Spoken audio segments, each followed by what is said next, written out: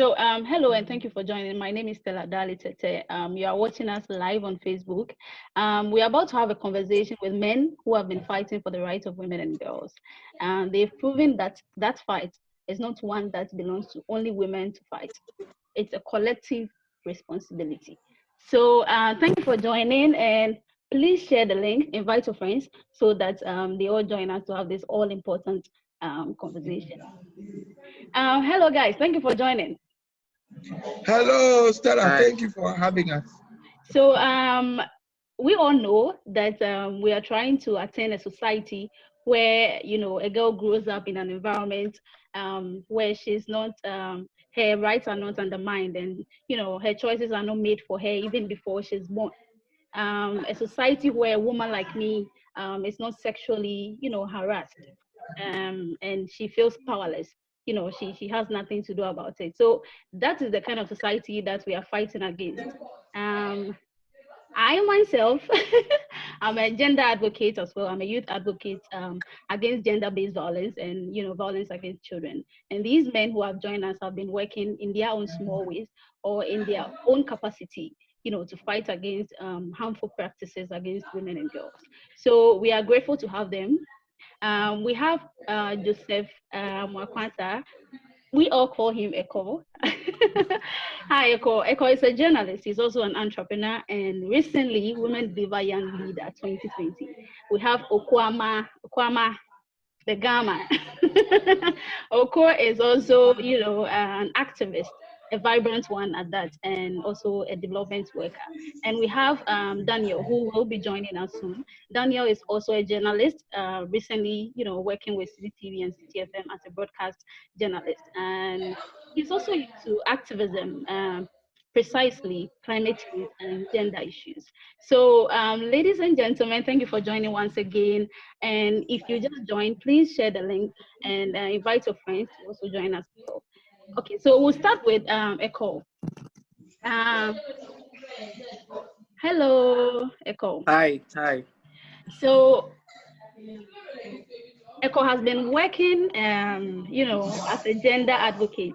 And so we'll start with him. Ekow, thank you for joining. And please tell us, how have you been? Great. How have you been contributing to, you know, the rights of women and girls? How have you been contributing to the fight? Yes, I actually was introduced to advocacy as a whole in 2017 when I first joined Curious Mind Ghana. I didn't start working immediately as a gender advocate, but I started working in the group as a youth advocate, learning a lot under Curious Mind and meeting so many people, so many great minds, and also tapping into their knowledge. But I realized that there were so many things around me that, you know, triggered me to make a decision to go into gender activism. And I decided in 2018 that I was going to channel my resources and all the knowledge I have gained from Curious Mind. I'm still a member of Curious Mind, but I decided all the knowledge I have gained and support I have gotten, I was going to use that to go into gender activism. And that is how I got involved in advocating for the gender. Yeah. Okay, so Oko, please come in here. What about you? What have you been doing as a gender advocate or as an activist?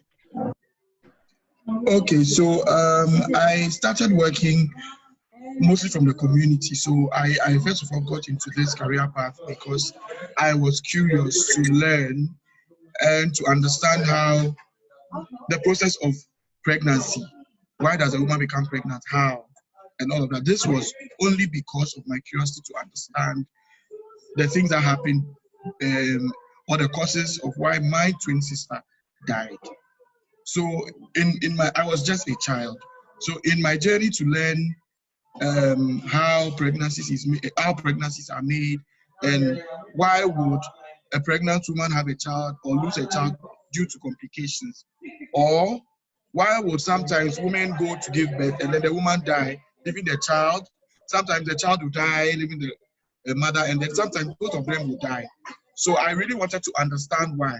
And in my journey to understanding how pregnancies are made and all the other social cultural issues around it, I saw the gender issues that are related to reproductive health and maternal health, including infant health.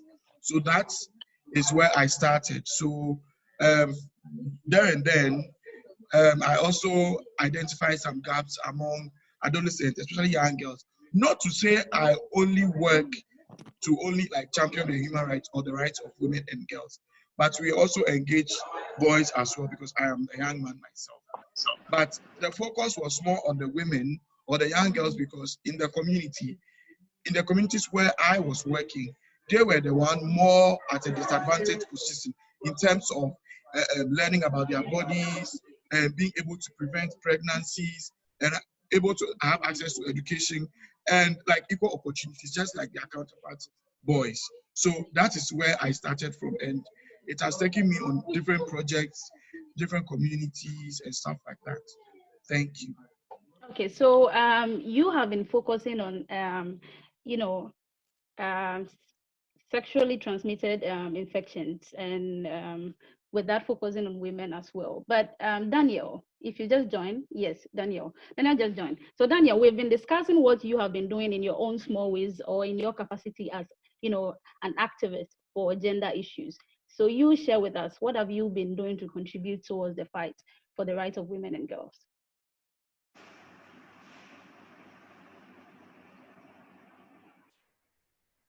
Hello, Daniel.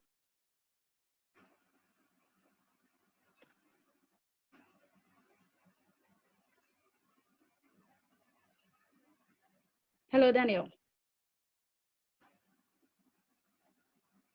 Okay.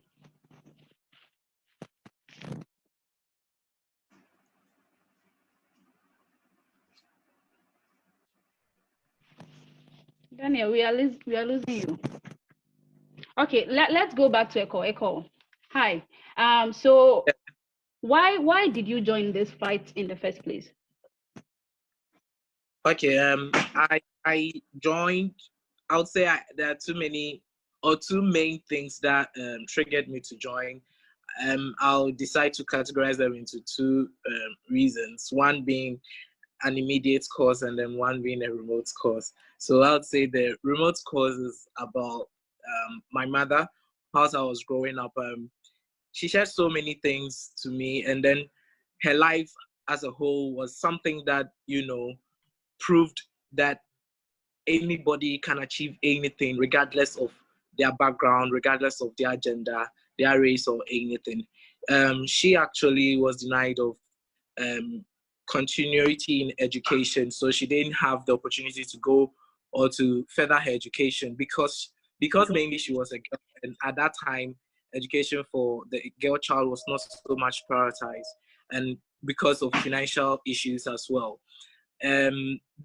The immediate cause, I would say, is in 2018 when I decided to work with the Confederations for African Football as a volunteer for the Women's African Cup of Nations. I got to know so many things that go on when it comes to women in sports or women in football, to be specific, because there's so many things that you realize that these girls sacrifice, and then yet they do not get what they deserve, and they although sometimes they even go the extra mile to do better than the men.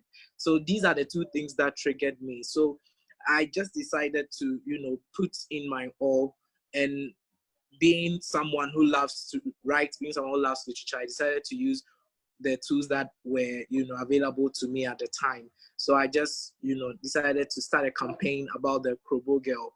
And I have half of my heritage from the Krobo land. So I decided to, focus on that particular part of this country, because we have already had the notion, or so many people have the notion, that women from this background, or women who are Krobos, are promiscuous. Some people even objectize them as sexual objects and all of that. And people even think you get a Krobo wife as a trophy and all of those things, which are absolutely terrible labels that are being put on these women.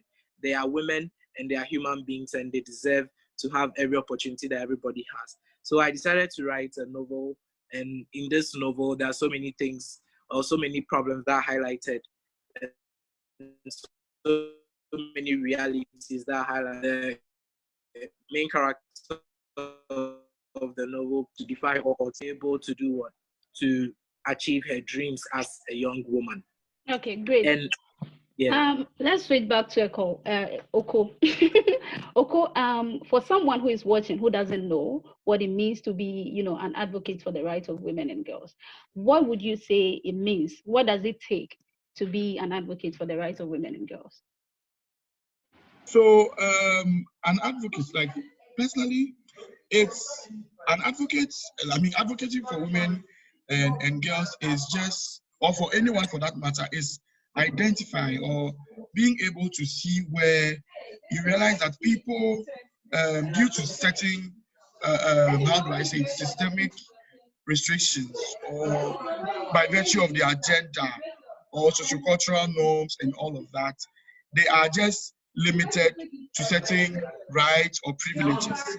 So you realize that when you have the capacity to see that there is inequality within a system, and the one who is being oppressed or whose right is being infringed upon, in that moment does not even know, does not have the information that their rights are being infringed upon, or they are being cheated in a way or mistreated in a way. Or sometimes they may even know that there is inequality, or there is no equity in whatever system they may belong to, but they may not, like they will not have the voice to talk about it or even call for action to change the system. So in times where there is no information, you can help them to understand their immediate environment, what is happening, and let them know within their capabilities, what they could do beyond the barriers that they face. You understand? And in where they do not have a voice, you don't. Yes, there are times you speak for them, but there are also opportunities for you to build their capacity and understand what they are going through, for them to now realize the problem, to speak for themselves. So you realize that even though I am a man, I may talk about certain things because I may have capacity, or my work experience has given me that training to deal with certain things. But I also have a cap. I do not necessarily go overboard to do certain things for women because I am not a woman in the first place. One of the things that I do is sometimes women just want to have their own space, to have their own conversation, to feel comfortable among themselves. As much as I am an advocate and I always champion women's rights, you have to recognize that there is the need for that. So in instances where the women know I am in full support for a lot of their activities, but in instances where they need their own space to make their own decisions, I just let go, because that is not where I belong. You understand? I help create that environment for them to understand what is happening and let them know they have the voice. Okay, where they speak up and demand for what is right, me being the man, it is my responsibility to amplify or elevate whatever they are doing, not to do what they are doing for them, because I can't. Their experiences as women is really different. I can't even go into it. You understand? Yeah. So I cannot do their work for them, but where I have the capacity to create an enabling environment for them to thrive, where there will be barriers, it is my responsibility to make sure that those men either are, or the women have capacity enough to identify the barriers themselves and for them to overcome it. And when they do overcome it, I rather reiterate or elevate the fact that yes, they can do it because they identify this challenge. Despite all the restrictions that they face in the community, they overcome it. So women can, because when you do that, other girls who are growing in such systems, they also learn without you even saying it. They observe and then they learn. So by the time they grow up to be young women, they would have mastered a lot of these things and would also, develop the capacity to overcome certain challenges in their communities, wherever they find themselves in. So this is what it means to me as an advocate for women and girls' rights. Thank you. Yes, but let's stay with you, Oko. How important is it for men to be part of this fight? I mean, it's women that are being subjected to these practices. So why should a man, join this fight? Okay, yes, I agree that women are the one, like they are at the receiving end most of the time. And yes, it's the women's agenda, so why men? But you actually realize that the kind of systems and barriers that usually prevent women enjoy the other opportunities as their counterparts, or yes, the barriers that limit them socially, culturally, even in the work, economically, everywhere, is actually to the benefit of men. And most often than not, you will actually find men occupying positions or at points where they have to make the decision, the final call to say, oh, okay, women maternity. You have to a man who have to sign for a decision to be made that okay, the fees on sanitary pads should be taken off. You get to the point, you push, you get to the point where the boss at the top is a man who have to say that, oh, okay, because of the needs of women during the time of the month, they're actually relaxing some work policies for them so they are comfortable around this time. So if a man at the top understands that need and knows what or the value of the women in their organization, their community, their country, or wherever they are, like they are, you know, the women contribute to the economy, and or in a circle, the decisions have to be made that reflect the needs of the women in the organization. You take in particular the agenda. So for us, even men, now for them to stay at foundation stages of their babies, like when the baby is giving birth to, they are also pushing for a more favorable paternal like policies. How do I put it? Paternity leave policies, because they realize that it is only not the woman's duty to bring the child or care for the child at the time, but as a father, you also have to be present in the home to also to help the mom. So where some organizations may have only 2 weeks or 1 month policies, and that's when you even have to work half day and all, men are actually pushing for more because they understand the needs of the women.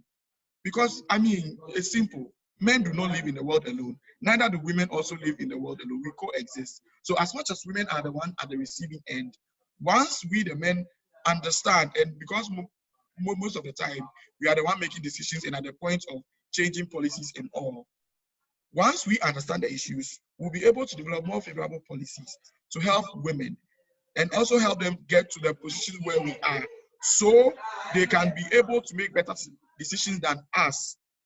You understand? For the world to be better in general. Thank you.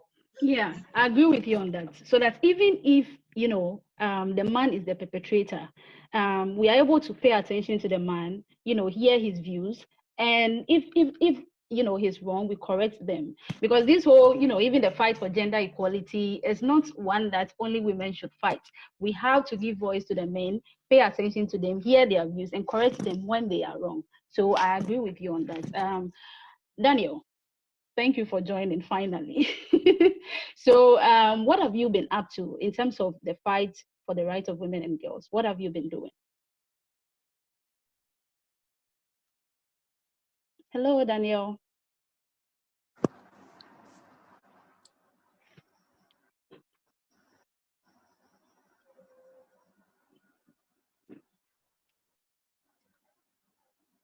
Daniel, we can't hear you.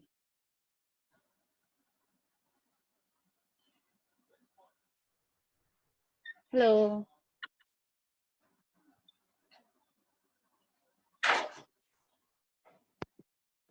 Can you hear me? Okay, we can hear you. Please go ahead.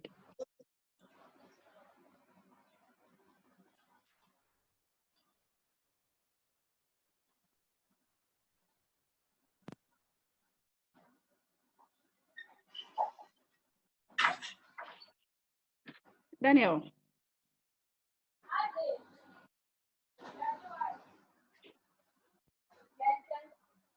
Hello, Daniel. Okay. Ekow. Daniel, you can try Yeah. to reconnect, and we'll be speaking to Ekow while you do so. So, Ekow, Daniel, please try to reconnect. We'll be speaking to Eko while you do so, okay? Eko, what are some of the challenges that men face, in terms of being at the front lines in this fight as a man fighting for the rights of women and girls? Do you face some challenges? What are those challenges? Yes, there are challenges, but before I go to that, I'd like to touch a little bit on the reasons why men should be involved in gender advocacy. Great. As Oko said earlier, in this world we coexist, and it's not a woman's world or a man's world. Although in the whole world we have a man's world and a woman's world, but the men are the privileged gender, and when you are privileged, so many things are systematically churned towards your advantage. So if men in these privileged positions, sometimes it may not be deliberate. Even when, let me give a classical example of two people applying for a job. Someone is going to going to consider all the things like maternity leave and all of those things, and looking at the type of job and feel like, what if she gets married and gets pregnant? Am I going to lose her for this period of time and all of that? So I'm going to pick a man. This is some of the systematic, privileges that men or the male gender has over the woman.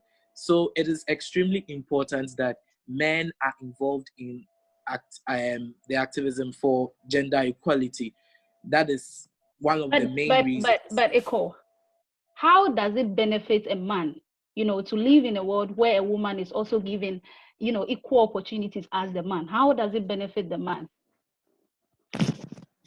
Okay, so it is. I think it's benefits men in so many ways. There are so many examples, because a man is born by a woman, and by that it naturally makes a woman a leader, because a child grows in the bosom of the mother and picks a lot of characters from the mother.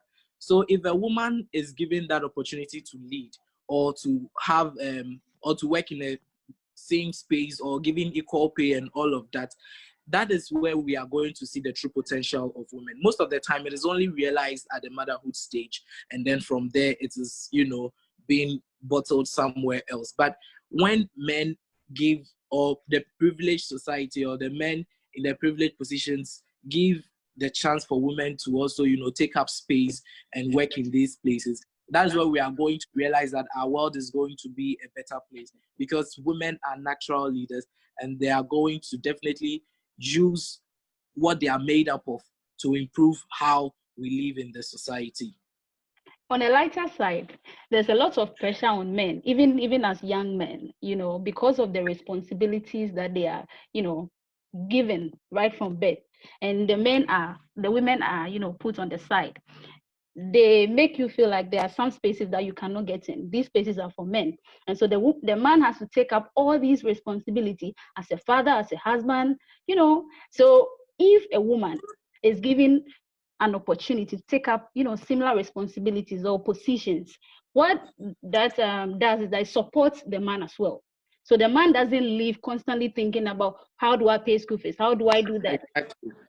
The woman comes in to support the man as well. And as a nation, we need women, just as we need men to grow a nation. So and collectively, development-wise, we need each other. We need each other. God, in his own wisdom, created us so we can't put the women on the side and leave everything to the men. So I think that if you support a woman, you're supporting yourself as well, because then it takes off a lot of pressure from your neck. So yes, let's continue with I know you asked, just to make a bit of clarification. So I in the minds of people who oppress women and sideline women and all of that, there were also, these people may be raised by women, but all of these things come from the notion men are giving all these responsibilities because it comes from a place where women and men are thought to be like the superior ones, and so everything should work in their favor. So you should provide, you should lead, you should go and work, you should be tough, you should do all of these things. You understand? You shouldn't rest. Like, you should just go fight and all of that. You can dig deep into cultural sayings, and you find evidence that puts the man on the forefront, at war, to hunt, and all of that. So it comes from that belief. So you realize that the women, right from infancy, are raised to do everything to please the man because he is superior, he is the leader, he is the one who's supposed to go. So where the girls are taught not to do anything for themselves, for them to be happy, but to do everything to please the man, in the man's eyes, he also sees it that, okay, fine. Constantly, I have been told that this is who I am and these are the responsibilities I've been given. Whether I get tired or I need help, no. It is the woman who has to do everything in her power to make sure I am in that role. You understand? So when you are taught like that, when you are a woman and you are taught that you do everything to help the man, and you are a man and you've also been raised that this is who you are, it is very difficult for you, the man, to see where the woman is trying to do certain things that will make her happy. Like something as simple as going to school, to be able to read and write, to be able to say no when somebody asks me to do something because I am a girl. If a woman says no to me because I am the man, I am the head of the house, I am supposed to lead everything, and she says no, that is contrary to what I have been taught. It's the same way for women who have been raised to do everything to please the man. When they see other women trying to do things for themselves to be happy, what then happens is that what they have been taught and see, like how they've been raised to be, if they see other women go against that, it's, of course, it is contrary to what they've been taught, and it also shows them that I could have been like this person, but I was raised differently. So even internally, they start how do I say it, in the battle to accept who they are and why they need to do better. Instantly, they may go against women who are also trying to do better themselves because they have not been taught to be like those women anyway. So women who are fighting for their rights and doing things to make themselves happy, going like either starting a trade, starting a business, owning their voice, and all of that. Other women who have not been raised like that, when they see that, it's hard to accept right from the get-go until they understand. They unlearn the things that they've been raised. That a woman can be whoever she wants to be. She can either go to school, start a trade, own a business, and even employ men, lead, just like the men do. Once we are, both men and women are able to unlearn the very things we were raised with, we can embrace each other. When my responsibilities are too full and I need help, it does not matter if the woman has an eye for paying attention to details and she can help me overcome all these other challenges I'm facing. We both win. You understand? It is not a power struggle. So once we are able to unlearn these things, then we can all work together. But if we don't cross that bridge, we'll keep fighting and struggling over power that is not even there in the first place. Yeah. Thank you. So you know what Let that's me kind of add something. yeah. Go ahead. Yeah, so that is why I always try to educate people that gender advocacy is not for women's rights alone, but it is something that is seeking to change systemic, privileges. As Oko said, we have been raised up in certain ways, and sometimes you as a man trying to advocate for women face a lot of hostility from women themselves, and sometimes very, very surprising. Why? Because they feel like a woman cannot do some of these things, and it's because of how society has brought us up. Do you get it? So it's very important for us to educate people that gender advocacy is not the fight for only women's rights, but it's the fight against systemic, privileges. That is where we have to make the ground fertile for both genders to be able to, access all the available opportunities in order to build a better society. So let me add that what that upbringing or that orientation does is that it makes women powerless. Okay, it puts women in such position that they are not able to fight for themselves or defend themselves. So even when a girl is raped, she can't speak up. Even when a woman is in a professional space where she's sexually harassed, abused, she can't speak up because she's in a powerless position. That kind of upbringing puts a woman in a corner where she's not able to fend for herself. She's not able to protect herself.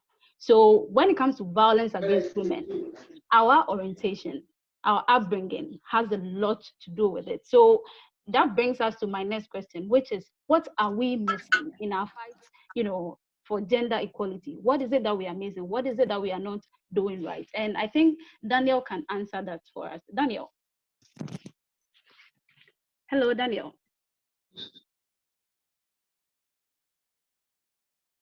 Hello, Danny. It's rather unfortunate. We can't seem to get a hold of Daniel.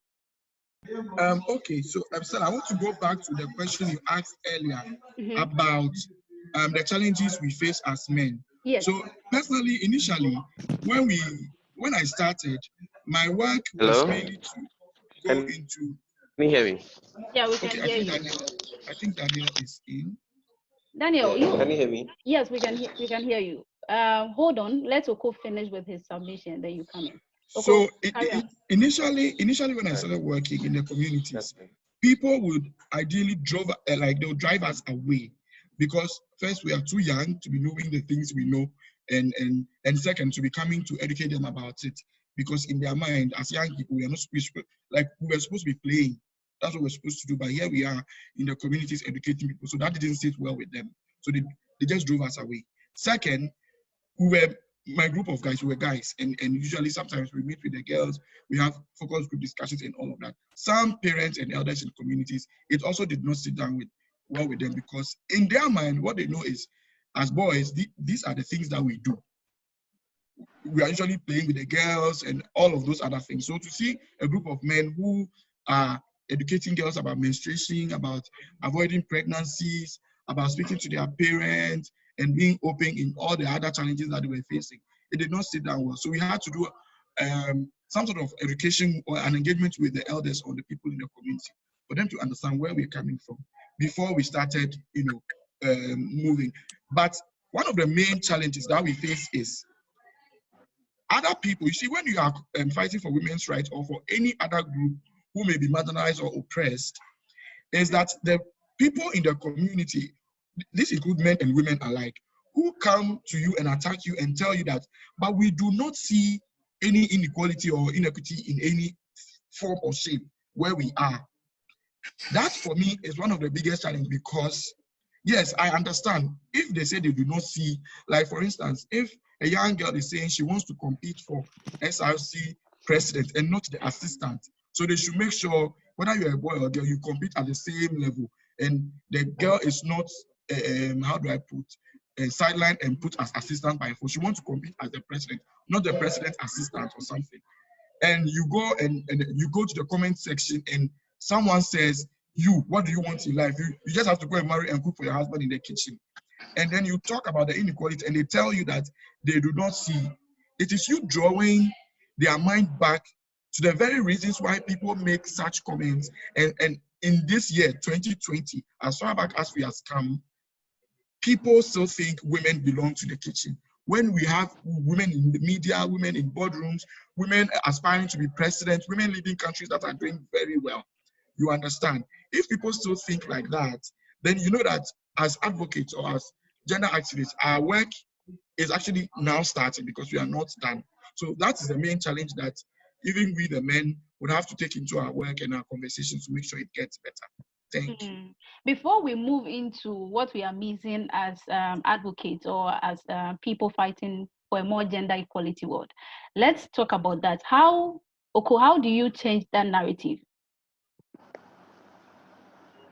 Yes, how you just spoke about the challenges that advocates, men who are fighting for women, they face. So how do you change that? How do you change that perspective or perception that people have about men who are fighting towards the rights of women and girls?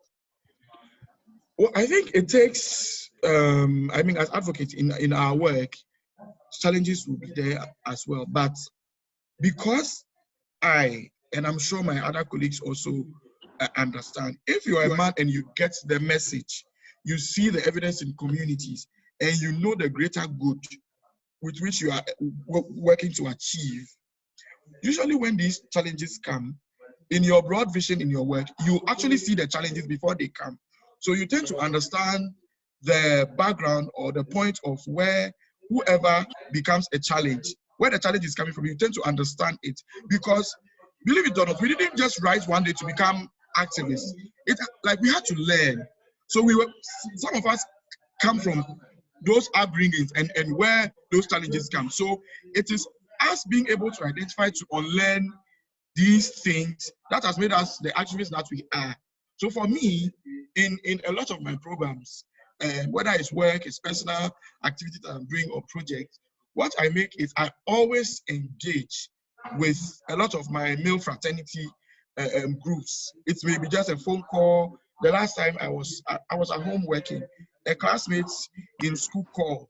He just didn't understand why feminists or gender activists are loud and angry, and he hates them. But he realized that he cannot talk about something like this to just anyone. So he feels because we are boys, he can just talk to me about it. And because for him, he knows that I get the message and I work in that area. So it will be better for him to ask for clarification. So as an advocate, it is not my duty to judge whoever needs that education. It is my duty to rather actually commend them for identifying that this is what they are mad about and they don't understand, and they need clarification, they need education and some help to understand it. That it is not everyone who actually does that. You understand? People have these things and they don't even talk about it. So for a young man who has this outrage against feminists and gender activists, to even identify that this is the problem he has, he doesn't understand why the feminists are so loud. To even identify a colleague of his who is also a man who understands the message, to help him understand is good.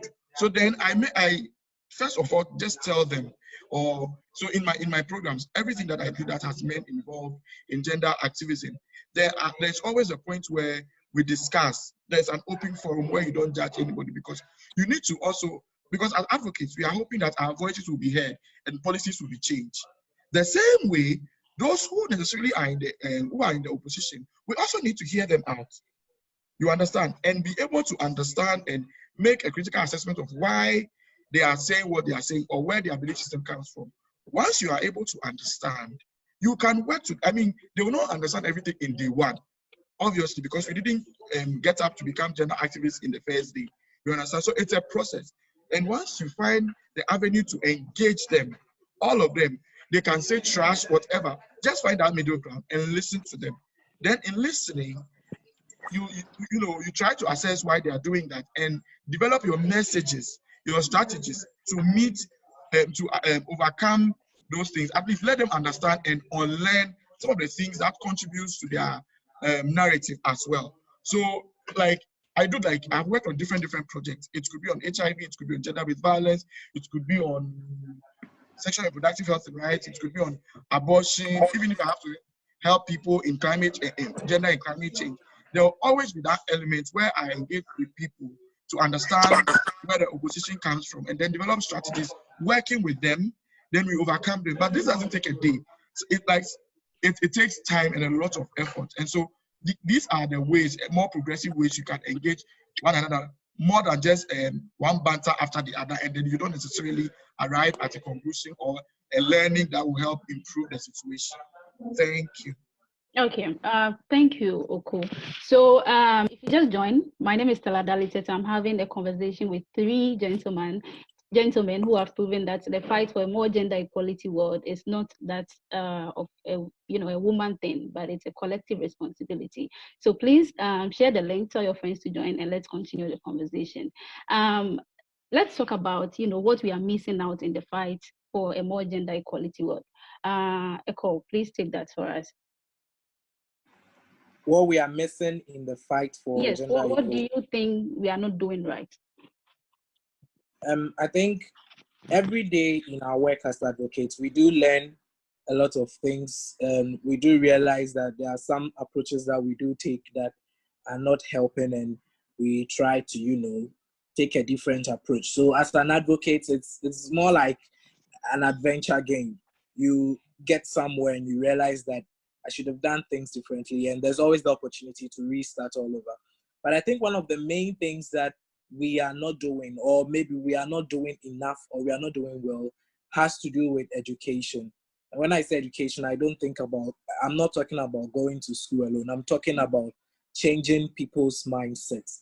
And as Oko has said, everything is a process, and it is one of the most difficult things. And I think most of us are not doing that effectively, and we are not doing that well.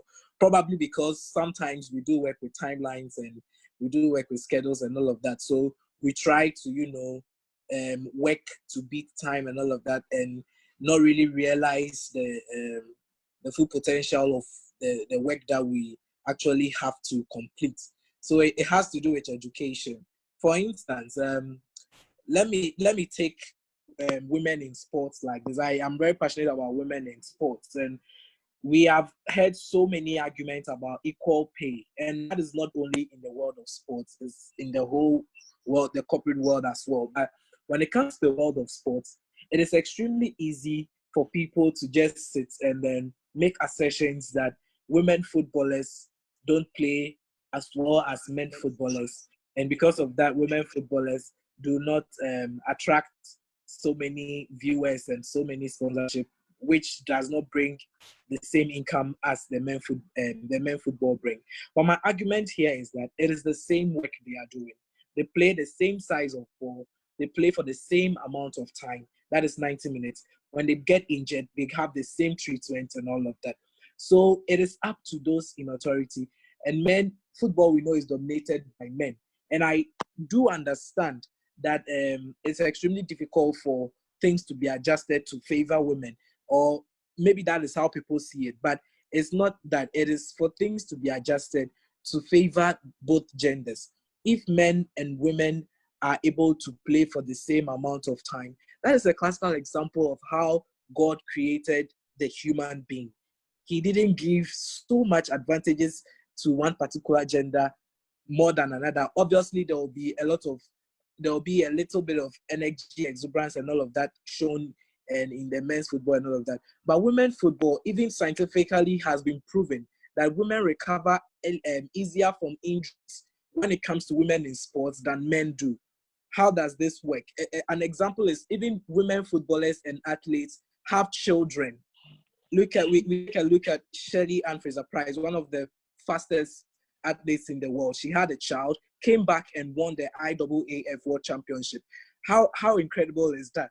Men do not have children, yet sometimes we overlook these things, and we feel like because women football does not attract so many viewers and all of that, or women's sport does not attract so many sponsors, that is why we cannot come to that point where people have to be given equal pay. I think that argument has to, people have to be educated on the reasons why sometimes these things have to get to a level where things have to be done on an equal playing level.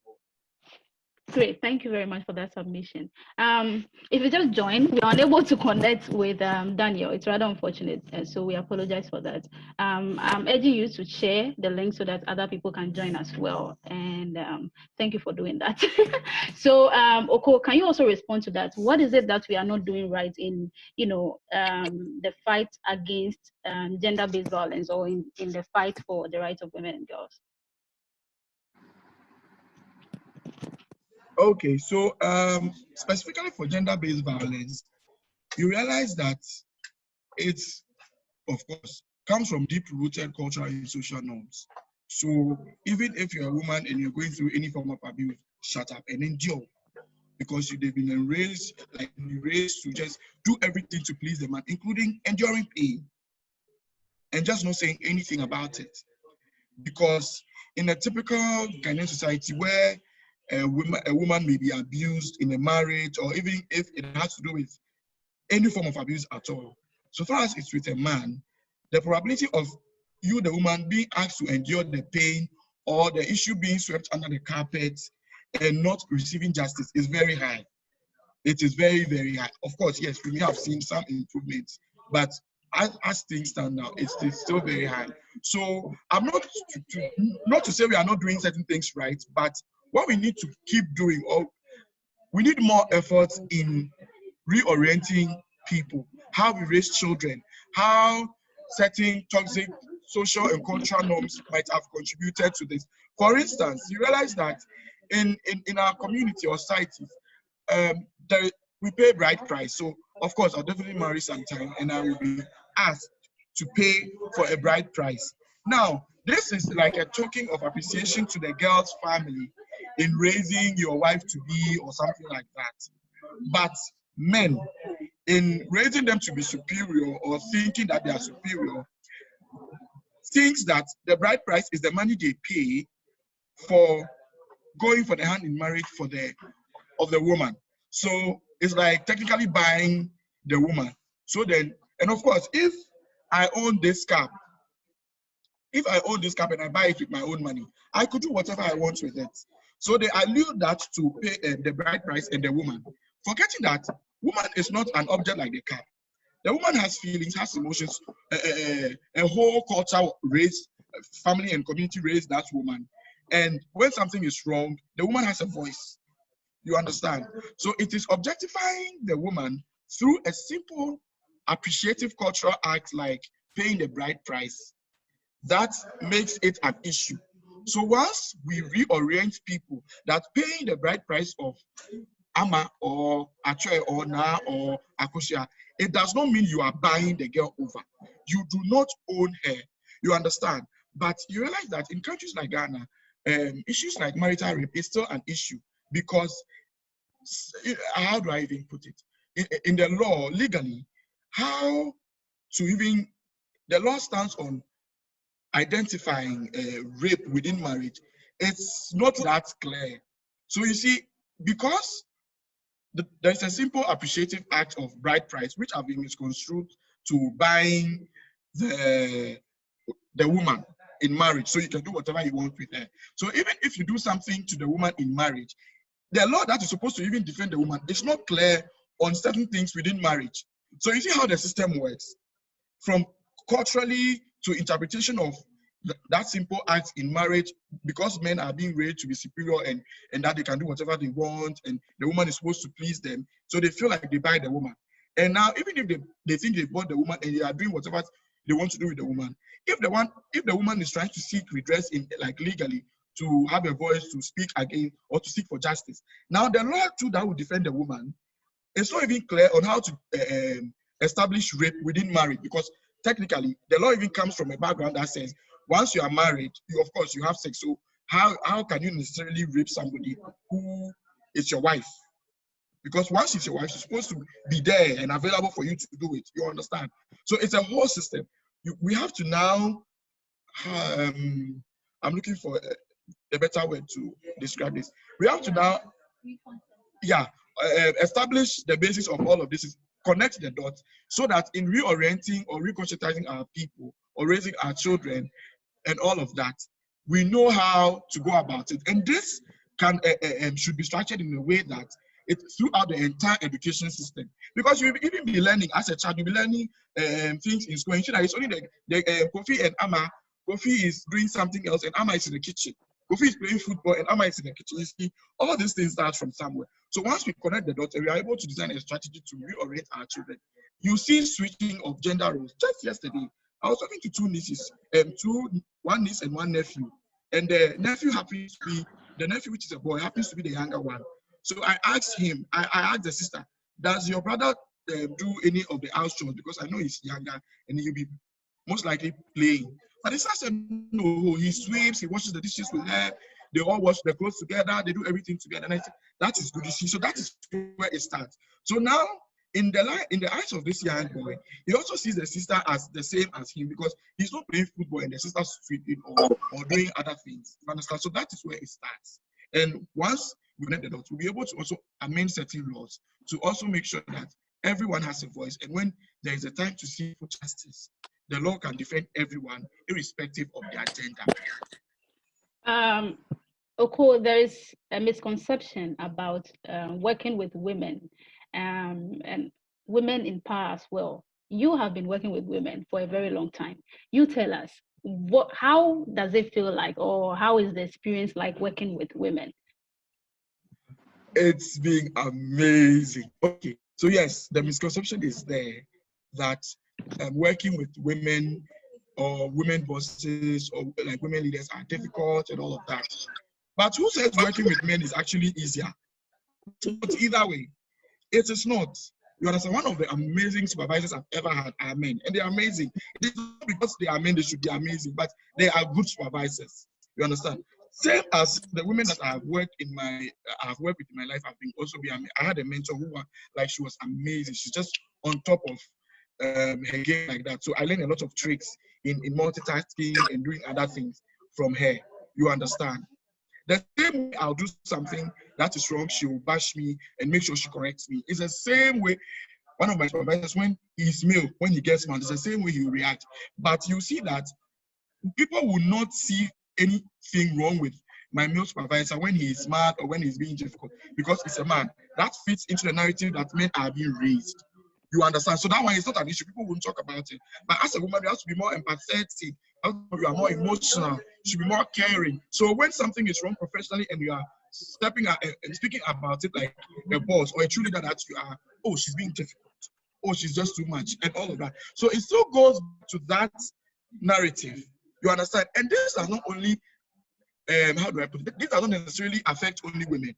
That you see, it also affects men. So you see that the man who is more compassionate, who is more empathetic, who can express other emotions aside from anger, is not really considered, as like a strong man because he doesn't necessarily fit that box that he's been created for. You understand? So it goes both ways. But of course, I can even go on and on to name the women that I have worked with, and they've all been amazing. They've all been amazing, especially in my current job. I have a lot of, I'm working with Auntie Bella now, and there are a lot of Auntie Doris too. I'm also working with, so you see, I'm even referring to them as aunties because of that motherly figure that they bring to mentoring us. You understand? But that does not take away that they are leaders or all of that. That is not so. If for nothing at all, they are also using what society has taught them to become better leaders by mentoring us and all of that, and not necessarily letting that limit them. You understand? So it's just a notion that we need to unlearn, and then we learn other things that women are equally capable just as men. And once we are working with them, the agenda is out of the question. It's about their leadership skills, their competence, and what they can bring to the table. Oko, you have to be careful how you use amazing. Now it's an overused word. Thanks. Yes, even on social media, I record. Yes, so yes. I'll change that. Eko, what about you? What has your experience been like working with women? Okay, working with women, it has been amazing. There's no fact to deny that working with women has been a great experience for me. My just ended national service, I worked with 2 women. I was actually the only boy in the unit, although my boss was a man. But everybody else in the unit was a woman. And you realize that the things that we've been talking about, the things that are inbuilt in women, sometimes naturally does come out, and you can realize that you are working and we have to finish this task by this time, but they realize that you are tired. They just ask you to take off a little break and rest. Sometimes we have that notion, as Oko has said, that when women are in power, they are hard taskmasters and all of that. But it is the same way that men are also hard taskmasters. But because of how society has oriented us, we feel like women should be soft and a man should be hard. So let me give you an example. Something I read on a WhatsApp group yesterday, where it said when a man has a car, there's so many girls who like to get close to him. But when a woman has a car, no boy wants to go close to her. Why? Because we think that when a woman has a car, it's a huge statement that she's powerful, she's not approachable. It's the same thing when a woman is a boss. People feel a woman is not approachable. A woman being powerful, it's scary, and it's actually a threat to you being a man. Or sometimes even other women feel like when a woman is a boss, then she's a threat to us also losing our jobs and all of that. No, that is not what it is. But it's just because of the wrong orientation, or let me say the misplaced orientations that has happened over so many centuries, and it is not something that we can just use one day or one talk section as we are having to change people's mind. No, it starts from, a point. And once we keep talking about it and we keep educating people and we keep involving the same people that we are talking about in our works, that is the only way by which we are going to change people's mind, and we are going to achieve that sort of, mental independence or mental reorientation in people's, minds. Great. Finally, to our friends and family, to the boy and girl, the young man and woman who is watching right now, what would you say to them as a gender advocate? Let's start with Oko. I was hoping I didn't have to start this time. Okay, so for both boys and girls, just know that you are equal. What a girl can do, you as a boy, you can actually do the same. And what the boy can do, you the girl, nothing stops you from doing the same. So it is actually much, much easier for the two of you to work together, you understand, than the boy trying to work in silo and a different person and a girl working in silo. Because like when you work together, you leverage on each other's strengths, not necessarily the gender, but the strength and the capacity that both people bring to the table.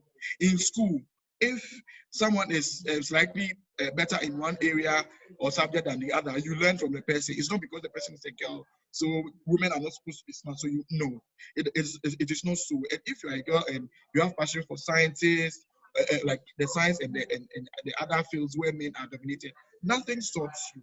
You understand? It is actually important for you to take time to read more about how different boys and girls are in their own unique ways. So you know what strengths to leverage from the other. The other compete. Where there is competition, it should be healthy competition, where you know you are actually outdoing each other for the greater good of the society, not necessarily to tear each other apart or tear each other down. And also, it takes reading and researching to learn about things in the society that oppress one person over the other. This could include both boys and girls. Girls could learn certain things that boys may be dealing with, and they may not necessarily be comfortable to talk about it because of how they've been raised. Boys could also learn things about girls in society that is oppressing them, and that's not necessarily giving them the platform. So both of you can work in ways to elevate each other and help each other become the best that you can be. Okay, so rather than competing, we need to understand and work together with each other. And of course, reach out to any of us on social media or by email. Stella will share my emails with you guys. If you need any help, clarification, maybe there are some educational opportunities around gender that you want to engage in, please, you can contact any of us. And when we find opportunities, we will share with you. Thank you very much. Great. Thank you very much. We've also lost a call, but we've already come to the end of the conversation. Oko, you have been stressing on reorientation. You've been stressing on resocialization. And Ekow has been stressing on people in authority using their mandates and their power, to change how society has been structured. And I think they can do that. So if you join, thank you for joining. Thank you so much for joining. It means a lot to us.